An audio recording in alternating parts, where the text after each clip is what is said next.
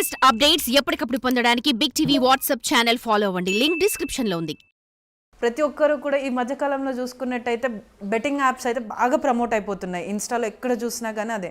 ఇప్పుడు ఈ ఇన్ఫ్లుయెన్సర్స్ ఎవరైతే ఉన్నారో నేను ఇంత అమౌంట్ ఇన్వెస్ట్ చేశాను, నాకు కార్ వచ్చింది, నాకు ఐఫోన్ వచ్చింది, నాకు ఇల్లు తీసుకున్నాను నేను ఇట్లా బెట్టింగ్ వేసి అని.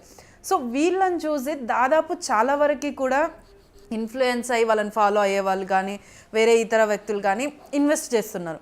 వాళ్ళు ఏ ఎక్స్టెంట్కి వెళ్తున్నారంటే ఇన్వెస్ట్ చేసిన తర్వాత డెఫినెట్లీ అది వాళ్ళు ప్రమోటింగ్ కాబట్టి ప్రాఫిట్స్ ఏమి ఉండవు. సో లాస్ వచ్చేసరికి వీళ్ళందరూ సూసైడ్ కమిట్ చేసుకుంటున్నారు. సో అంటే ఈ వాళ్ళు ఇలా ఇన్ఫ్లుయెన్స్ అవ్వడానికి గల రీజన్స్ ఏంటంటారు? మ్యామ్, ఇన్ఫ్లుయెన్స్ అవ్వాలి అంటే గ్రీడ్, పైసలు కావాలి. నాకు తొందరగా షార్ట్ కట్గా వస్తుంటే వై షుడెంట్ ఐ? అరే వాళ్ళకి వచ్చింది నేను ఎందుకు తీసుకోకూడదు? అందరికీ ఆశ ఉంటుంది. కానీ ఇప్పుడు పెద్ద పెద్ద యాప్స్, బ్యాంక్స్లో కూడా ఇలాంటి ప్రాబ్లమ్స్ అవుతున్నాయి. సో మరి ఎవరిని ట్రస్ట్ చేయాలి, ఎవరిని ట్రస్ట్ చేయొద్దు అన్నది మీ ఇంటలెక్ట్కే వదలాలి. You have to do thorough research on anything. అంటే ఈ ఇన్ఫ్లుయెన్స్ ఎలా ఉంటుంది అని అంటే వీళ్ళు ఒక సెకండ్ మీరు ఇందాక అన్నట్టు పాజ్ తీసుకొని అసలు ఏంటి అని ఒక ఆలోచించే పొజిషన్లో కూడా ఉండట్లేదు. ఎందుకు అని అంటే నార్మల్గా ఇన్స్టా ఇన్ఫ్లుయెన్సర్స్ అంటే కొంతమందిని మనం చూసుకున్నట్టయితే వాళ్ళు ఎడ్యుకేషన్ అంటే నేను వాళ్ళని పర్సనల్గా ఏం అనట్లేదు, వాళ్ళ ఎడ్యుకేషన్కి మీ ఎడ్యుకేషన్కి తెలిసిపోతుంది మీరు ఏ లెవెల్ ఆఫ్ థింక్ మీకు ఉంటుంది వాళ్ళకు ఉంటుంది అని చెప్పి. మీకంటే చిన్నపిల్లలు అంత సంపాదిస్తున్నారు అంతా అని అంటే ఫస్ట్ వాళ్ళకి వచ్చే థాట్ ఏంటిదంటే నాకంటే చిన్న వాళ్ళు ఇలా సంపాదిస్తున్నారు, నేను కూడా వాళ్ళలాగా సంపాదించాలి అని ఒక ఆ ఆలోచనలో వెళ్ళి ఇలా చేస్తున్నారు. సో ఈ అనేది మొత్తం సూసైడ్స్కి దారి తీస్తుంది. సో అంటే ఆ థాట్ని ఆపే అంటే ఎలా బయటికి రావాలి అని అంటారు ఆ థాట్స్ నుంచి? బిల్డింగ్ అండి, ఒకే ఒక సొల్యూషన్ దీనికి ఏంటి అంటే అవేర్నెస్ బిల్డింగ్. ప్రతి ఒక్కరు, నేను ఒక ఉదాహరణ చెప్తాను చూడండి. మనం మెట్రోస్ వాడుతూ ఉంటాం, ఈ ఎల్లో లైన్ దాటి వెళ్ళకండి అని కంటిన్యూస్గా వెళ్తూనే ఉంటుంది ఆ రీల్. కానీ అందరూ ట్రైన్ అక్కడ కనిపించగానే ఎల్లో లైన్ దాటేస్తారు. ప్రతి ఒక్కరు ఒక్క సెకండ్ కూడా there might be your own life at stake. అంటే మీ దాకా వచ్చాక కూడా మీరు అది పట్టించుకోవట్లేదు అంటే మీరు ఏం ఆలోచిస్తున్నారు? అసలు మీ ఆలోచన సరళి ఎలా ఉంది? ఎవరికి టైం లేదు ఇది ఆలోచించాలి, అది ఆలోచించాలి. యాక్చువల్గా brain is a organ, physical organ. It requires time to process things. It is not instant.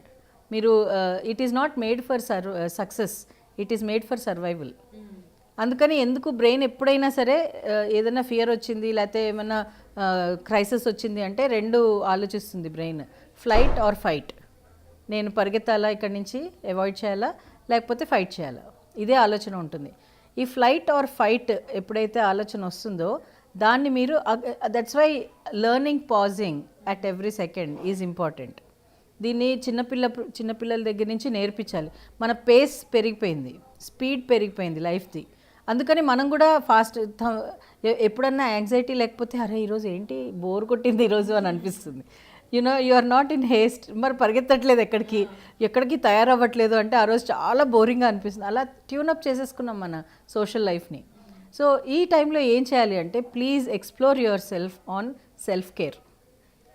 నీ ఆలోచనలు నువ్వు పట్టుకుని చూడు, అసలు ఏం ఆలోచిస్తున్నావు, నువ్వు దేని గురించి ఆలోచిస్తున్నావు, ఏమైనా గోల్ సెట్ చేసుకున్నావా, లైఫ్ని ఏ డైరెక్షన్లో తీసుకెళ్లాలని అనుకుంటున్నావు, ఇప్పుడు ఒక పొజిషన్లో ఉన్నావు, ఈ పొజిషన్లోనే జీవితాంతం ఉంటావా, వేరే పొజిషన్కి ఏమైనా వెళ్తావా, వెళ్ళాలంటే నువ్వు అప్స్కిల్లింగ్ ఏం చేసుకోవాలి.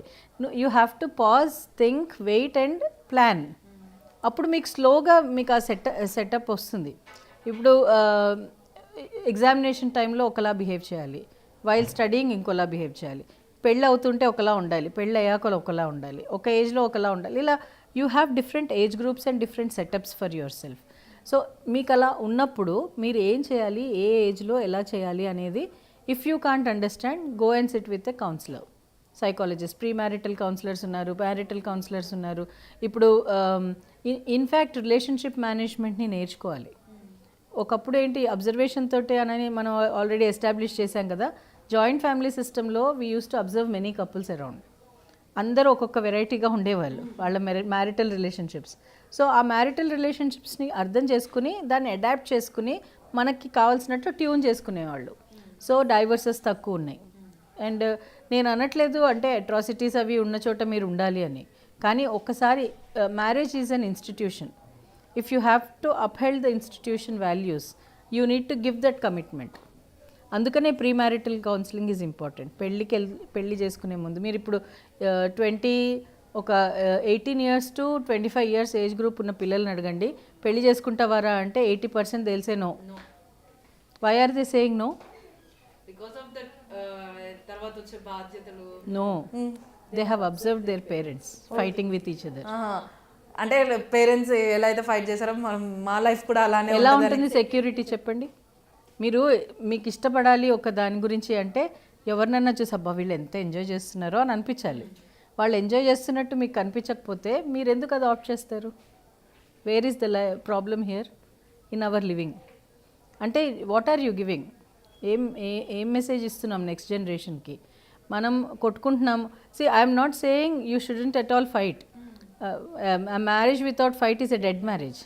అలా ఉండకూడదు. రిలేషన్లో అయినా ఫైట్స్ ఉంటాయి, but healthy fights. Resolutions should be faster. Resolutions should be also visible. ఇప్పుడు ఎప్పుడో ఎవరితోటో మాట్లాడుతుంటే ఇప్పుడు ఇద్దరు రిలేషన్షిప్ గురించి మాట్లాడినప్పుడు బ్యాడ్ అంతా అందరికీ చెప్తారు, కానీ వాళ్ళు చేసే గుడ్ గురించి ఎవరైనా చెప్పరు. ఎందుకంటే you remember your enemies better then your friends. Appreciate చేసే పర్సన్ నీ లైఫ్లో ఉన్నాడంటే గ్రాంటెడ్, టేకెన్ ఫర్ గ్రాంటెడ్. వాళ్ళు ఉంటారులే ఎలాగన్నా. అప్రిషియేట్ చేయని పర్సన్ ఎవరైనా లైఫ్లో ఉన్నాడు, వీడిని నేను అప్రిషియేట్ చేయించుకోవాలి. సో ఈ జిజ్ఞాస, ఈ క్వెస్ట్ తోటి మనం వాళ్ళ మీదే ఎక్కువ ఫోకస్ చేస్తూ ఉంటాం. అల్టిమేట్లీ ఏమవుతుంది? We're thinking only negative. She said this, he said that, she said this, she is doing this, he is doing that. ఇవే జరుగుతున్నాయి. కానీ మీరు స్టిమ్యులేషన్ ఎక్కడి నుంచి అంటే మిమ్మల్ని మీరు ప్రేరేపణ ఎక్కడి నుంచి తీసుకుంటున్నారు? నెగిటివిటీ నుంచి, పాజిటివిటీ నుంచి కాదు. సో మీరు ట్యూనప్ అయ్యేది కూడా అలాగే అవుతుంది. Isn't it? What you think you reap, what you sow you reap అన్నట్టు. What you think that will happen. Manifestation. For more videos like this, subscribe Big TV channel.